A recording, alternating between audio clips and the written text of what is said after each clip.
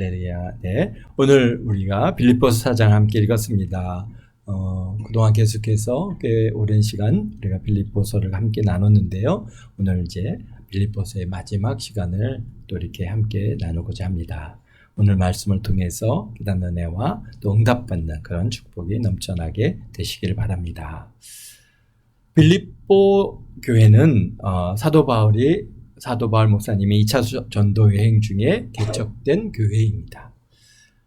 드로아에서 마게도니아로 건너와서 우리를 도우라고 하는 그런 환상을 보고 이제 아시아 땅을 갔다가 땅에서 건너가 유럽 땅으로 건너가 처음 교회를 세운 교회가 이 빌립보 교회입니다. 교회를 설립한 시기는 2차 전도 여행의 중간 정도 되는 시간이라고 볼 수 있는데요. 그러니까 1차 복음 전도 여행이 49년도부터 52년도 사이에 이제 이루어졌으니까 좀 축이 주후 한 50년 초에 그러니까 교회가 설립된 교회가 빌립보 교회로 보아집니다. 왜냐하면은 고린도 교회에서 한 1년 반 동안을 갖다가 사역을 하셨기 때문에 그러니까 한 2년 정도의 시간적인 텀이 필요해야 합니다. 그러다 보니까 49년도 말이나 아니면 50년도 초쯤에 빌립보로 건너가서 마게도니아로 건너서 빌립보 교회가 세워졌다고 보면은 좋을 것 같습니다. 그리고 이제 오늘 이 빌립보서를 갖다가 기록한 시기는 1차 로마 감옥에 갇혀 있을 당시이니까요. 1차 로마 투옥은 60년에서부터 62년 사이에 로마 감옥에 투옥된 것으로 추정되고 있습니다. 그러니까 빌립보서를 갖다 기록한 시기도 보면은 에바브로디도가 이제 왔다가 이제 또 돌아가는 그 편에 함께 보내는 그런 편지이다 보니까 대략적으로 아무리 빨라야 61년도 이렇게 정도로 보아지니까요. 그러니까 사도 바울이 빌립보 교회를 갖다가 이제 설립하고 그리고 지금 시간이 대략적으로 한 11년 정도의 그러한 시간이 흐른 시점입니다. 그러니까 우리가 이제 이 성경을 갖다 읽을 때 지금 바울 사도와 빌립보 교회의 시간들은 얼마나 시간이 흘렀는지, 이게 마치 그냥 몇 년 전에 이렇게 이렇게 설립하고 바로 보내는 그런 갈라디아서나 또는 고린도서나 이런 것과는 좀 더 차이가 있는 것은 꽤 많은 텀을 가지고 지난 시점에 지금 빌립보서를 기록하고 있다고 하는 것입니다. 그러니까 11년이라고 하는 시간은 동안 계속되게 빌립보 교회는 바울 사도와 깊은 교제를 갖다가 나누어 왔습니다.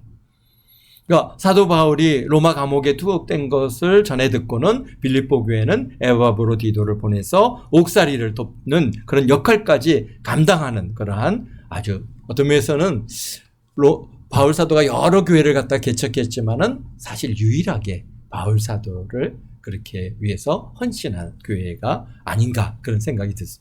그렇습니다.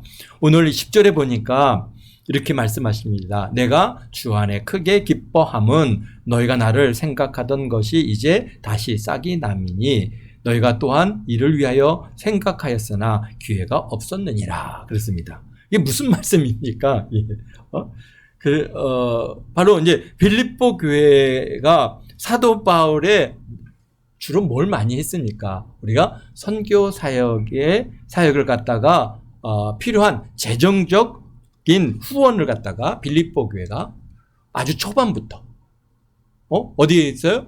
빌립보 교회를 갖다가 빌립보를 떠나서 어디로 갔습니까? 데살로니카 갔잖아요. 근데 데살로니카에 갔을 때 벌써 2번이나 그렇게 후원을 갖다가 후원금을 보냈습니다. 그러니까 정말 빌립보 교회를 세우고 아주 바로 그때부터 직접적으로 어떻게 합니까? 바울 사도의 선교 사역을 갖다가 이렇게 도왔습니다.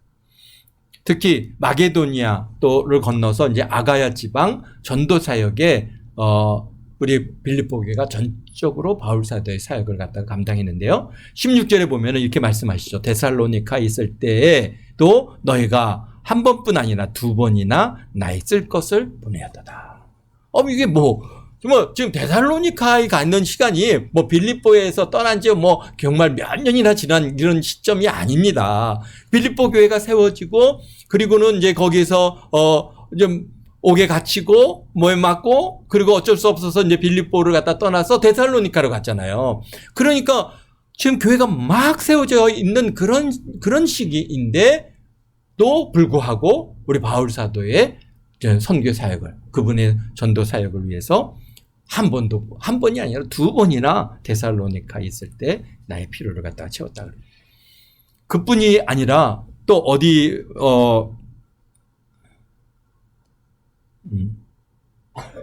그러니까 지금이나 그때나 우리 선교 사역에는 사실 많은 재정이 필요합니다.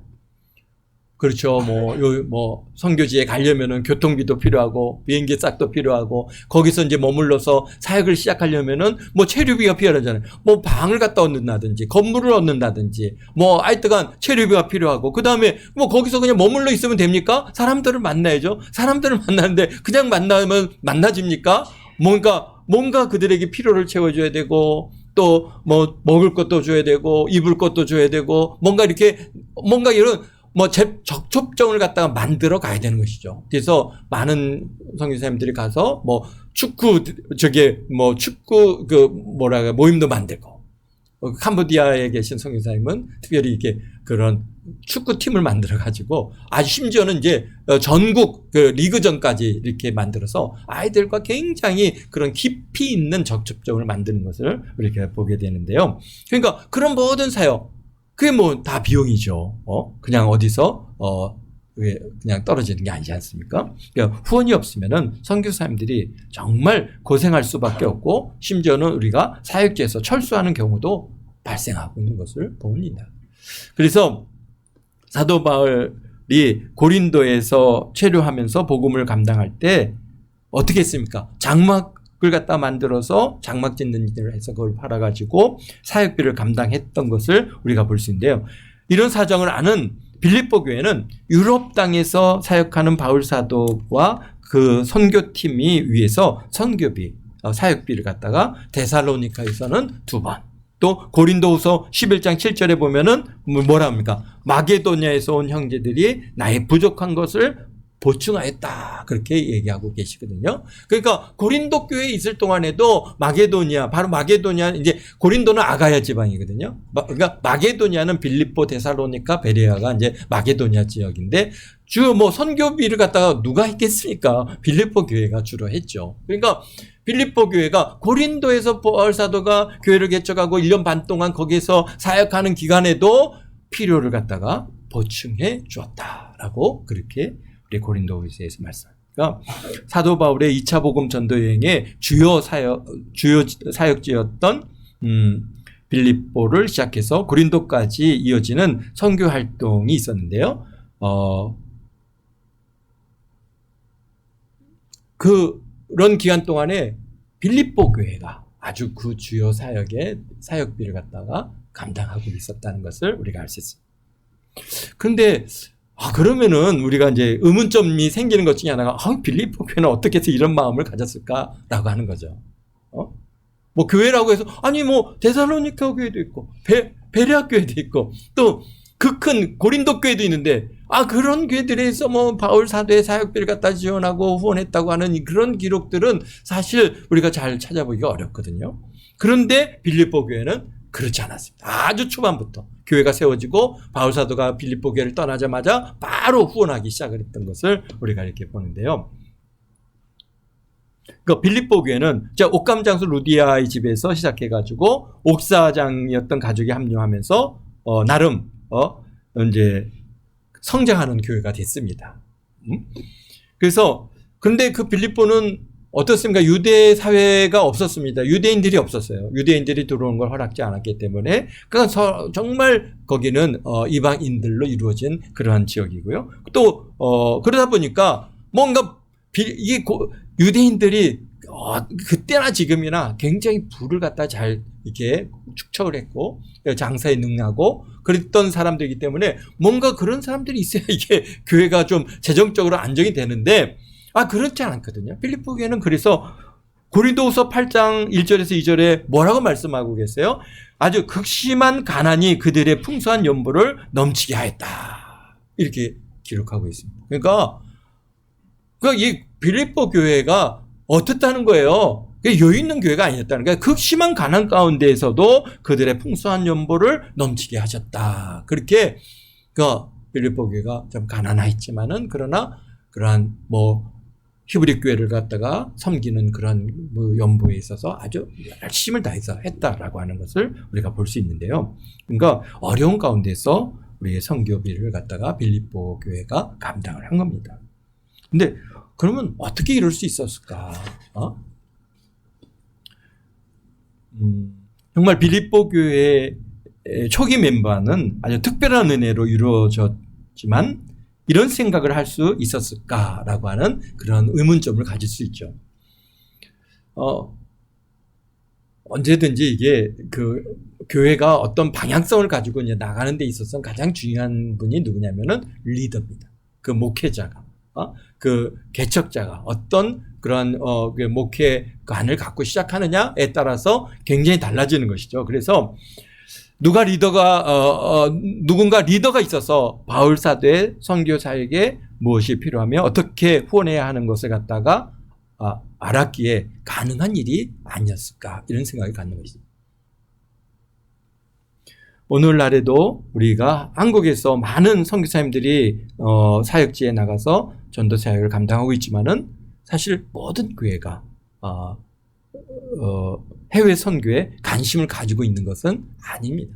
우리가 아시잖아요. 우리 교회에 방문했던 많은 선교사님들이 정말 놀라워하는 것 중에 하나가 아니 어떻게 해외 선교에 대해서 이렇게 처음부터 관심을 가지고 이렇게 이 일을 시작하셨습니까? 참 교회들이 한국에 이렇게 주변에 많은 교회들이 있지만은 사실 해외 선교에 우리가 97년도죠. 97년도 그 다음에 2000년도 중반까지 거의 주변 이 교회들이 해외 선교 그런 거에 대해서는 별 관심이 없었어요. 근데 지금은 완전히 좀 달라졌죠. 우리 사람들이 교회들도 한국 사람들도 글로벌화되고 교회들도 글로벌화돼서 이제 우리가 외국에 자주 나가다 보니까 그게 우리가 해야 된다라고 하는 것에 굉장히 이제 주변 교회들도 이제 선교사님들을 갖다 후원하고 선교사님들을 파송하고 하는 교회들이 이제 많이 있습니다. 근데 처음부터 그렇게 하지 못했다는 것이죠. 우리가 97년도부터 시작을 했는데 선교사원회를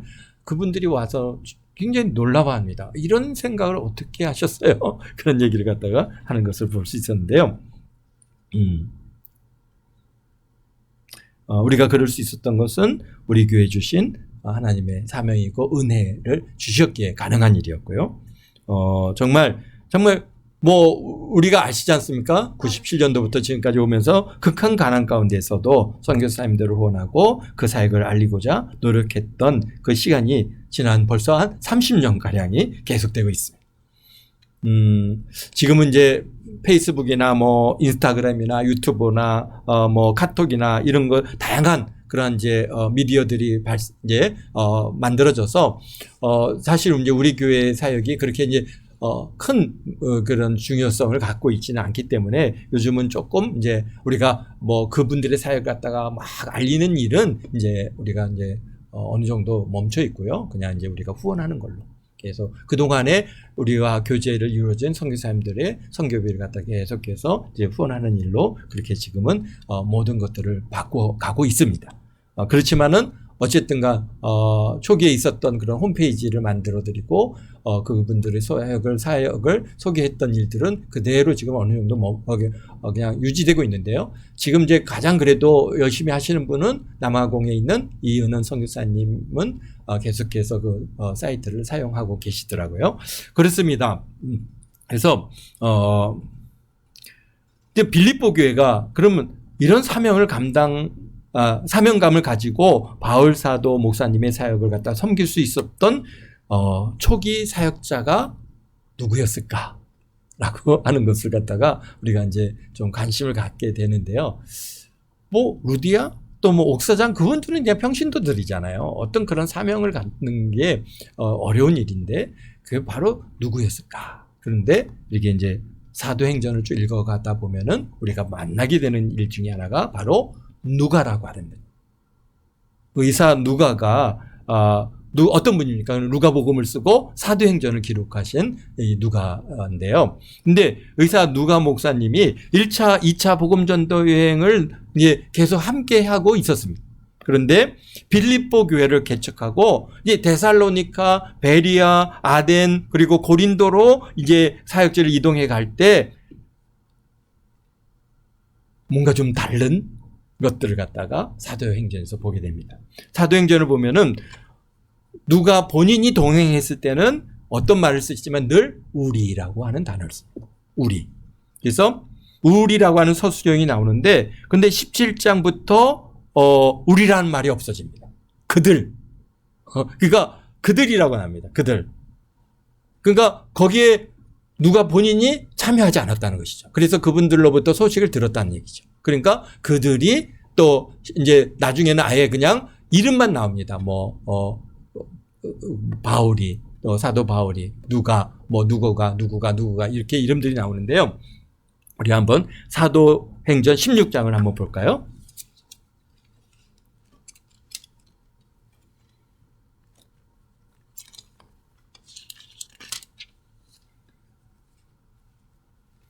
우리 사도행전 16장 11절에 보면은 이게 계속해서 많은 16장 11절을 보면 우리가 드로아에서 배로 떠나 사모드라게로 직행하여 이튿날 네아폴리로 가고 거기서 빌립보에 이르니 그러면서 13절에도 우리가 기도할 곳이 있을까 하여 그래서 계속해서 바울 사도가 이제 16장 이 빌립보 교회에 도착할 때까지는 계속해서 우리라고 하는 단어를 쓰고 있어요. 그래서 16절에도 우리가 기도하는 곳에 가다가 점치는 귀신 들린 여종 하나를 만나니. 그러니까 여기서 본인이 그 자리에 지금 참여할 때는 우리라고 하는 단어를 계속 쓰고 있는데요. 그런데 이제 우리가 17절에 가서 보죠. 17절은 이제 바울 사도가 여기 16장 맨 마지막에 옥에서 나와 루디아와 집에 들어가서 형제들을 만나보고는 위로하고 가니라. 그래서 빌립보 교회를 지금 떠나서 이제 데살로니가로 가는데요. 거기에 17절 1절에 봐도 그들이 이렇게 나옵니다. 그들이 뭡니까? 암비볼리와 아폴로니아로 다녀가 데살로니카에 이르니 거기에 유대인의 회당이 있는지라. 그러면서 우리라고 표현하지 않습니다. 만약에 누가가 함께 거기에 그들과 함께 했다면 우리가 이제 데살로니카에 이르러라고 얘기를 했을 텐데 그렇게 얘기 안 하고 그들이 이렇게 해요. 그러니까 거기에는 이제 누가가 함께 하지 않은 거죠. 그 다음부터는 계속해서 우리라고 하는 말이 안 나옵니다. 그런데 그러면 또 우리라는 말이 나와야 되지 않겠어요? 어디서 나오느냐? 계속해서 이제 17장은 이제 바울 사도의 주요 사역들을 그래서 이름들이 이제 쭉 나오죠. 바울 사도가 아텐을 지나고 이제 고린도에 이르고 그 다음에 또 1차 복음 전도행을 2차 복음 전도행을 마치고 고린도에서 이제 다시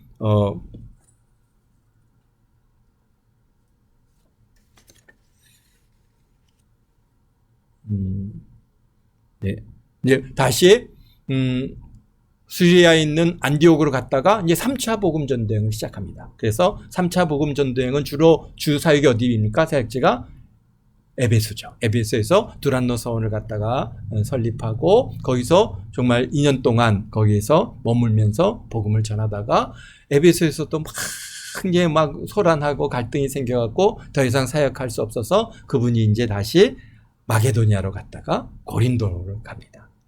고린도에 가서 무엇을 하셨어요? 바로 이제 우리가 잘 알고 있는 로마서를 갖다가 그때 고린도에서 기록하시고 그리고 이제 로마 교회 보내시고 그리고 이제 다시 어디로 갑니까? 이제 예루살렘으로 돌아가시는 길에 이제 어디를 들리느냐? 바로 빌립보를 들립니다. 그래서 빌립보를 갖다가 들리는 그 과정을 갖다가 이렇게 보는데요.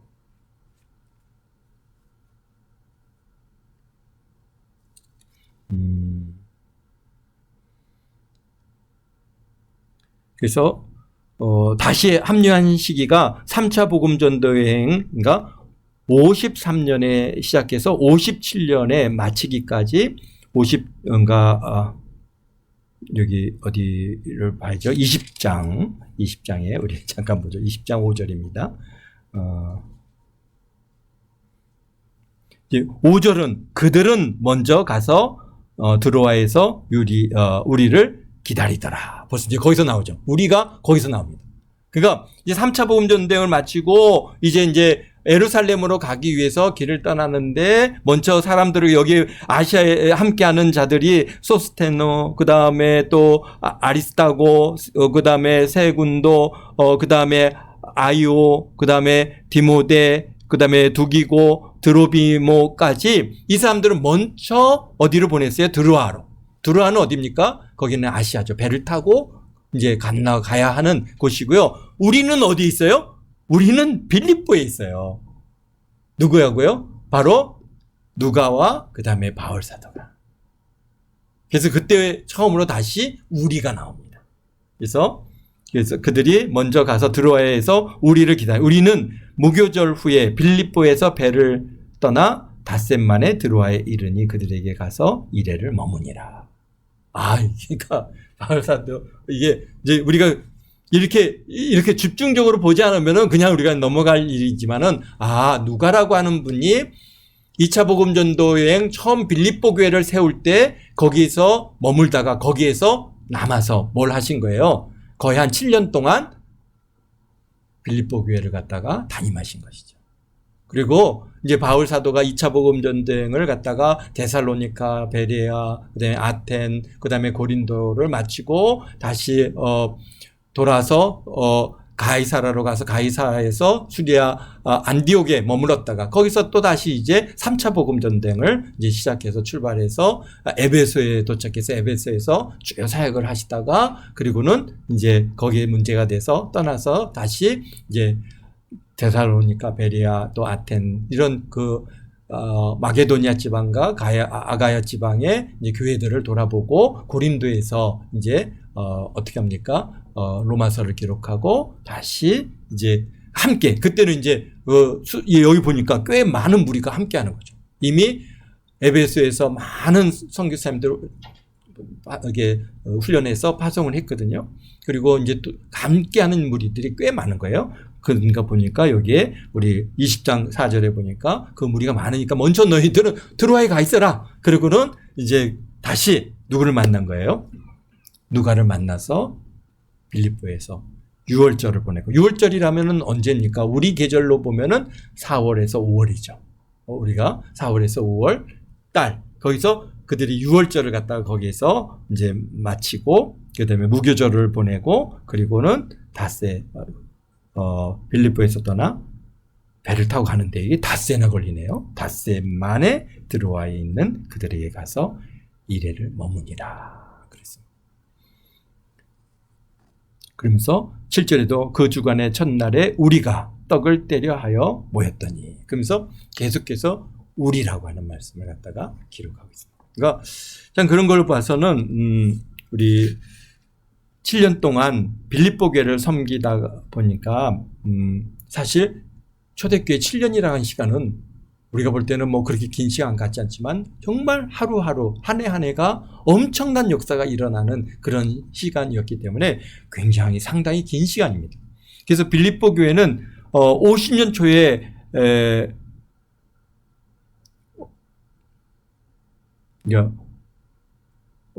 초기에 정말 고린도까지 섬겼지만은 그런데 또 문제는 이제 그 이후에 10년 동안 선교 사역을 갖다 섬기는 일을 갖다가 못했습니다. 바울 사도가 고린도 사역까지는 섬겼는데 그 이후에 빌립보 교회가 바울 사도의 사역을 갖다가 후원했다고 하는 그런 기록이 없어요. 그런데 그 일이고 그 다음에 어떤 일이 있습니까? 바로 오늘 우리 빌립보서에 보는 것처럼 우리 바울 사도가 로마 감옥에 갇혔을 때 그제서야 다시 고린도 빌립보 교회가 바울 사도의 사역을 후원하기 시작했다. 그래서 여기 말씀하신 것처럼 우리 10절에 내가 주 안에서 크게 기뻐함은 너희가 나를 생각하던 것이 이제 다시 싹이 남이라. 다시 이제 바울 사도의 사역을 혼할 수 있는 길이 여기. 그동안에는 마음이 있었어요. 빌립보 교회가 우리 누가라고 하는 우리 목사님이 빌립보 교회를 갖다가 이렇게 섬겨 나갈 동안에, 그러니까 빌립보 교회가 아주 단단하고 그렇게 끝까지 바울 사도를 갖다가 떠나지 않고 섬길 수 있었던 거는 그분의 그런 가르침의 시간들이 있었고 함께 하면서 그 깊이 있는 교제를 나눴던 빌립보 교회라고 하는 것을 우리가 알 수 있는데요. 그러다 보니까 그래서 정말 마음은 있었지만은 기회가 없었는데 바울 사도가 이제 로마 감옥에 갇혔다고 하는 소식을 듣고 에바브로 디도를 갖다가 보내서 우리 바울 사도의 그런 옥중 생활을 갖다가 섬길 수 있는 그런 일을 시작하게 된 것입니다. 그래서 11절에 내가 궁핍함으로 말하는 것이 아니니라 어떠한 형편인지 나는 자족함을 배웠느니라. 나는 비천에도 처할 줄 알고 풍부에도 처할 줄 알아. 모든 일 곧 배부름과 배고픔과 풍부와 궁핍에 처할 줄을 아는 일체의 비결을 배웠느니라. 야, 그렇지. 바울 사도의 사역의 시간들을 우리가 이렇게 보면은 그분은 정말 부유한 가정에서 태어났어요. 정말 좋은 교육을 받았습니다. 그리고는 정말 에루살렘에 유학을 와서 거기서 최고의 학문을 배웠고 누구든지 참 부러울 만한 그런 대상이었던 바울 사도인데 예수님을 만나고 딱 그랬어요. 그리고는 정말 아라비아 사막에 가서 어떤 면에서는 정말 거기서 거의 노숙자 같은 생활을 한 거죠. 그러면서 거기에 기도에 정말 집중하고 그리고는 다시 이제 돌아와서 다소에 와서 그냥 장막 짓는 일을 갖다 계속 하면서 그렇게 살다가 하나님의 부르심으로 이제 선교사로서 일을 갖다가 시작하는데 가는 곳마다 다 환영했습니까? 다 배태하고 막 죽이려 들고 막 돌로 치고 그 가는 길이 우리가 이 사도행전에 다 기록되어 있지 않지만은 그분의 그 말씀에 강의 위험, 강도의 위험, 그 다음에 친족의 위험, 많은 위험들을 갖다가 내는 게 우리가 그분이 가는 길 속에 그런 많은 위험을 갖다가 만났고 그 위험을 넘어왔다고 하는 사실을 갖다가 우리가 알 수 있습니다. 그러니까 정말 그런 가운데 철저하게 배고픔도 배워. 얼마나 배고팠겠습니까? 그런데 정말 배고픔도 배웠고 궁핍도 내가 처할 줄도 알았다. 그러니까 사역을 하면서 지금같이 이렇게 그러니까 사역비를 갖다가 잘 보낼 수 있는 것도 아니고 그렇다면 뭔가 이제 사역비를 갖다가 몸에 지니고 움직여야 되는데 그러니 강도를 갖다 만날 수밖에 없죠. 그럼 강도를 만나면 또 다 뺏겼을 거 아닙니까? 그 다음에는 어떻게 되겠어요? 정말 궁핍할 수밖에 없고 그런 어려움이 있는데 또 그렇다고 해서 아무데나 가고 좀 도와주세요 그렇게 할 수 없는 일이고 정말 그분의 삶이 얼마나 어려웠었던 것을 우리가 알 수 있습니다. 그래서 내가 일체의 비결을 갖다가 배웠다. 근데 사실 우리들의 삶들도 마찬가지입니다. 우리들 삶도 우리가 정말 우리 인생이 그냥 똑같이 그냥 잘 나가면은 우리가 잘 나가기만 하면은 어려움이 없다면 고난이라고 한 시간이 없다면 사실 우리가 예수님이 필요합니까? 하나님이 필요해요? 아이고 죽을 때쯤 가서 하나님 믿으면 되지? 그렇게 생각하는 사람들 생각보다 주변에 꽤 있지 않습니까? 왜? 어려움이 없었어요. 그러니까 인생을 생각할 시간이 없었어요. 뭔가 왜 내가 이 땅에 왔으면, 내가 이 땅에 뭘 하다가, 내가 어디를 가는지, 이런 생각을 가질 기회들이 없어요. 왜? 너무 여유롭거든. 가진 것도 많고, 주위에 풍부하고, 큰 고난이 없고, 문제 있을 때마다, 부모님이 도와주고, 누가 도와주고, 그러니까, 결국은 어떻게 합니까? 큰 어려움이 없는. 그래서 예수님을 찾을 기회가 없는데, 그런데 고난이 있어. 이제 그때부터 내 인생이 왜 이렇게 됐을까? 내가 왜 이렇게 고난을 받아야 되는가? 내 왜 이런 어려움을 겪어야 되는가? 이제 그때부터 결국은 사람들이 하나님을 찾게 되는 것이고, 예수님을 만나는 그런 시간을 갖게 되어지는 것입니다. 그래서 어떤 면에서는 고난은 우리에게 축복이라고 하시는 그 뜻이 거기에 있습니다. 그렇습니다. 13절에 내게 능력 주시는 자 안에서 내가 모든 것을 할 수 있느니라. 아멘. 뭐 우리가 너무나도 이게 우리가 중요한 성경 구절이고 요절이고 잘 알려진 말씀이지만, 그러나 우리가 지금 바울 사도가 이 말씀을 하시는 이 배경은 내가 궁핍함에도 풍부함에도 내가 또 뭐 배고픔에도 또 풍부에도 내가 다 그렇게 처할 줄 아는 일체의 비결을 갖다가 내가 배워서, 그래서 내게 능력 주시는 자 안에서 내가 모든 것을, 배고픔도 할 수 있고 풍부한 것도 다 감당할 수 있고, 다 그렇게 하나님께서 그러한 능력을 주셨다라고, 모든 것을 할 수 있다라고 말씀하고 계신 것입니다. 그래서 그런 메시지의 배경을 가지고 이 13절에 내게 능력 주신 자에서 내가 모든 것을 할 수 있다라고 하는 것을 알아야 되지만, 그러나 그것만을 뜻하는 것은 아닙니다. 성경은 우리가 예수님께서도요, 성경 구절을 갖다가 인용하실 때 단순히 그 문맥 안에서 주어진 그 의미만을 가지고 사용하지는 않으셨습니다. 그래서 늘 비유도 쓰시고 말씀을 갖다 인용하실 때도 그 말씀에 그런 깊은 영적인 의미들을 우리에게 주어졌기 때문에, 내게 능력 주시는 자 안에서 내가 모든 것을 할 수 있느니라 라고 하시는 그 말씀을 우리가 독립적으로도 생각해서, 그래, 하나님께서 우리에게 능력 주시면 내가 모든 것을 할 수 있습니다. 우리가 그렇게 고백할 수 있는 것입니다. 그렇습니다. 14절에 그러나 너희가 내 괴로움에 함께 참여하였으니 잘하였도다. 빌립보 사람들아, 너희도 알거니와 복음의 시초에 내가 마게도니아를 떠날 때 주고받은 내 일에 참여한 교회가 너희 외에 아무도 없었도다. 그러니까 어떤 면에서는 빌립보 교회가요, 유일한 거예요. 참, 그러니까 귀한 교회죠. 그렇습니다. 데살로니카 있을 때 2번이나 도왔죠. 내가 그러면서 17절에 중요한 말씀하십니다. 내가 선물을 구함이 아니요 오직 너희에게 유익하도록 풍부한 열매를 구함이라. 내게 모든 것이 있고 또 풍부한지라. 에바브로디도 편에 너희가 준 것을 받음으로 내가 풍족하니 이는 받으실 만한 향기로운 제물이요 하나님을 기쁘시게 하는 것이로다. 아멘. 바울 사도가 옥에 갇혔을 때 빌립보 교회가 에바브로디도 편을 통해서 바울 사도의 옥중 생활과 필요한 것들을 채웠습니다. 우리가 뭐 어떤 것들이 필요한지는 우리가 뭐 계속해서 나눴으니까 그런 얘기들은 할 필요 없죠. 어쨌든간 그렇게 좀 섬겼을 때, 에바브로디도 편에 너희가 준 것을 받았을 때 우리 바울 사도가 얼마나 감사했고 얼마나 기뻤는지. 사실 그렇지 않습니까? 옥 바깥에 있으면은 어디를 가서 무슨 장막이라도 지어가지고 그 문제를 갖다가 필요를 자비량으로 문제를 해결할 텐데, 옥에 갇혀 있는 상황에서 그런 것을 할 수 있지 않습니까? 그러니까 뭔가 이제는 누구로부터의 도움의 손길이 없으면은 안 되는 상황인데, 그때 에바브로디도를 통해서 빌립보 교회가 이렇게 그분의 사역을, 그분의 좀 필요를 채웠을 때 정말 풍족했단 말이에요. 내가 너무 감사한 거예요. 내가 풍족하니 이는 받으실 만한 향기로운 예물이요 하나님을 기쁘시게 하는 것이라. 아멘.